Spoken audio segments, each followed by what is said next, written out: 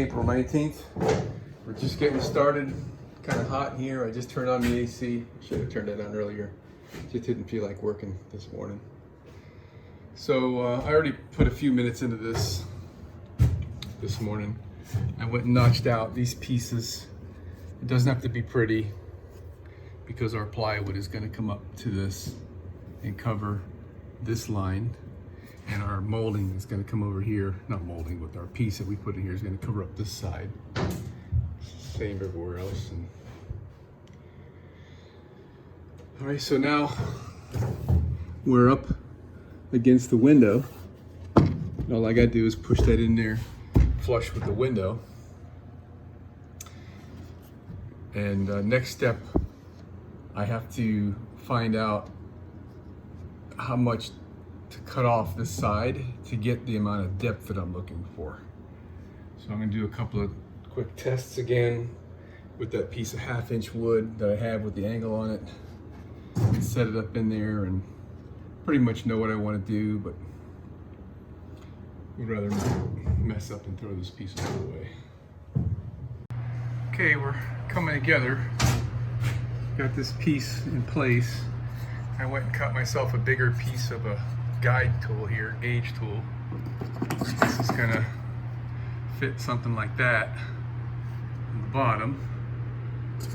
We're gonna round off this edge with the router just a little bit, just like an 1/8 inch, 16th inch radius. And then the top is gonna come up and just press on the ceiling, which will yield.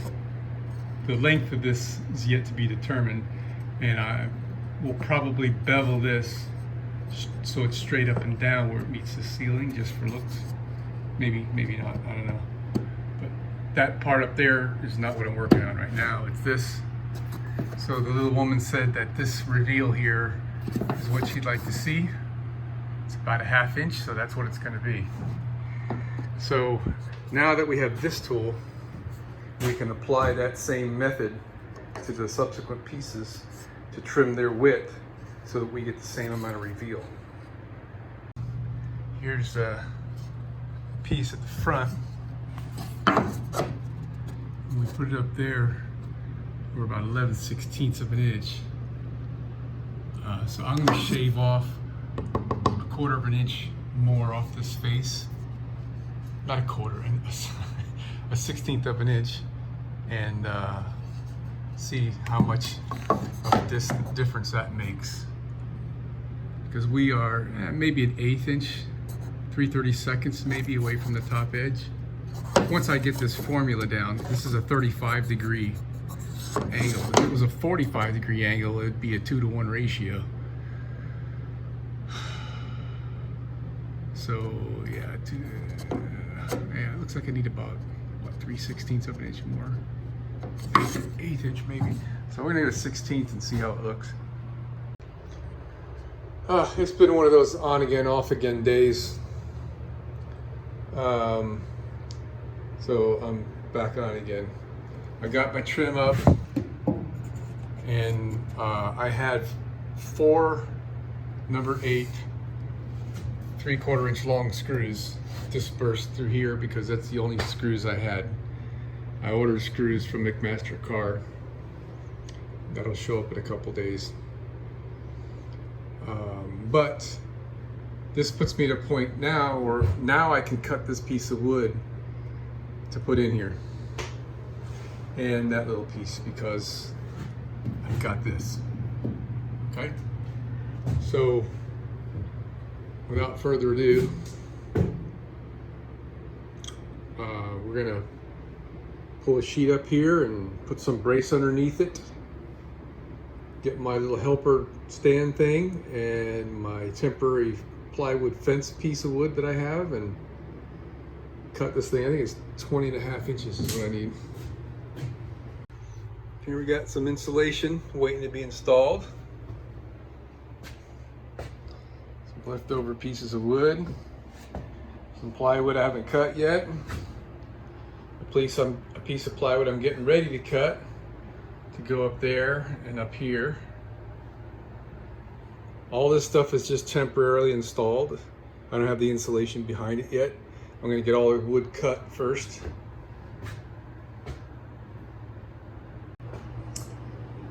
Okay, we're getting ready to make a cut. I'm going to double check this measurement now that I've gotten this far, but we're all set. I'm cutting to leave the line, so this will be a hair on the big side. And I've already taken my saw and slid it from here down to there, and it tracks along the line just where I want it to go. Underneath, we've got scrap pieces of 3/4 inch on my helper stand and my table, so that way the protruding blade, which I'll have only sticking out like maybe 1/8 of an inch, won't damage anything. And as soon as I get past this point, I've got these 2 clamps ready. We're going to clamp a piece of wood underneath here, something like that, so it'll keep all this from going silly wonky and maybe falling apart or something when I get close to the end there. All right, this is perfect actually. I've got her wedged in there, but it doesn't fit. I need to take off another 1/16 or so. This piece has got a little bit of a downward slope to it, so I might even need to take 1/8. I guess by rights I should probably bevel that cut, but that's just going to give me a caulk line is all. Let's see what's going on here. Oh yeah,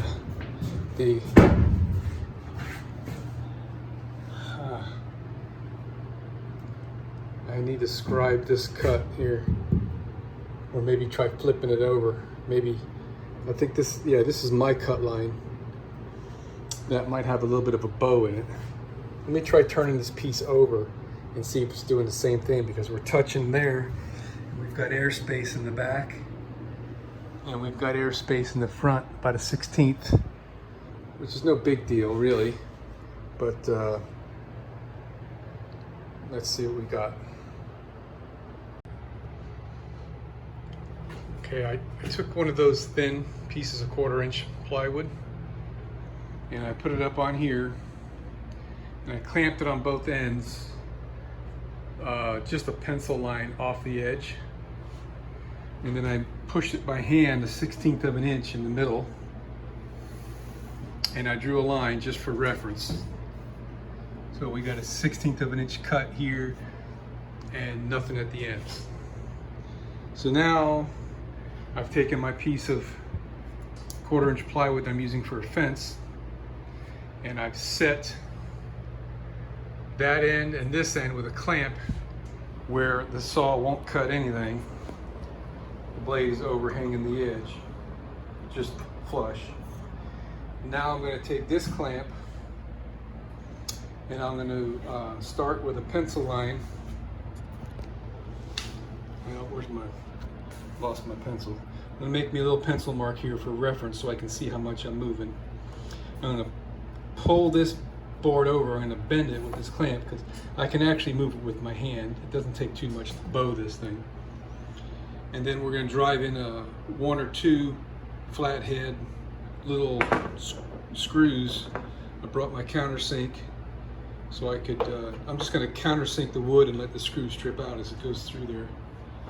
And then we'll be able to make a bow cut to match what we've got going on here. All right, we're ready to make our cut. You see my reference line. Oh, I had to undo everything I had in the video a moment ago because I was needing to flip this over to the bad side. Since we're putting screws in it, we don't want to put holes on the good side, right? So we're set to go.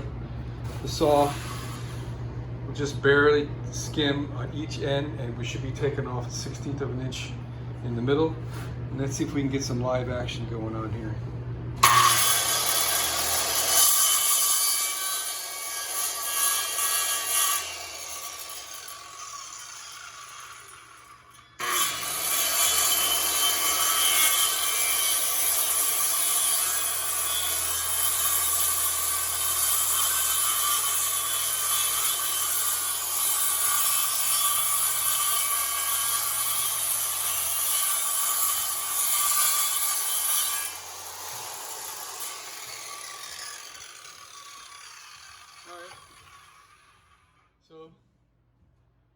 That's something anyway. Let's see if she fits.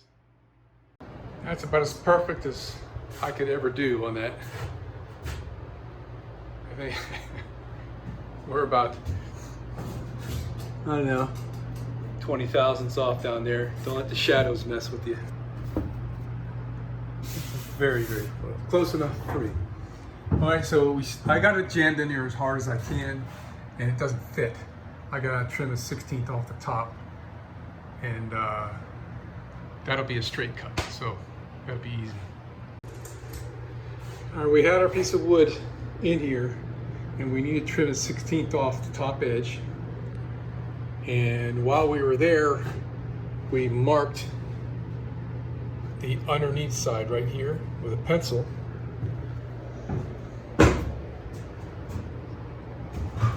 Right here. So there's my cut line. But this cut here is not going to be any kind of straight or perpendicular kind of cut because it has to match the window.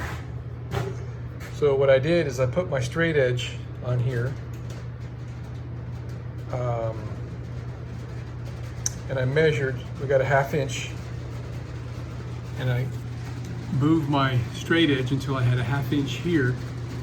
Then I transposed that 1/2 inch mark to up here.